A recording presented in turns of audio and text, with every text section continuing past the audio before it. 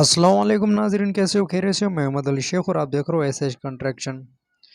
तो आज हम आपको दिखाएंगे कोलोराडो पेवर और अपना इसको अपना फैन भी बोलते हैं, इसको फैन टाइप भी बोलते हैं, पंखे वाला भी बोलते हैं।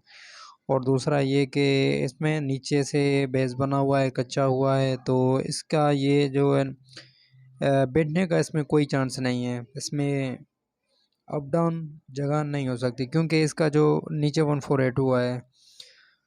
तो दोस्तों इसका आपको हम पूरा प्रोसेस दिखाएंगे कि ये किस तरह लगता है और इसकी कितनी खूबसूरती है लगने के बाद, कितना अच्छा लगता है। तो प्लीज़ दोस्तों वीडियो एंड तक देखना और हमारे वीडियो को प्लीज़ शेयर, लाइक और सब्सक्राइब करना।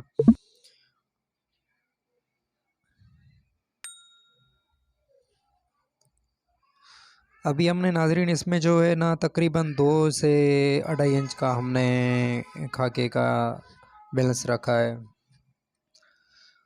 क्योंकि नीचे इसमें 148 हुआ है। इसकी वजह से हमने इसका बैलेंस जो है ना खाके का बहुत कम रखा है, क्योंकि ये जगह ऑलरेडी पहले से ही मजबूत है।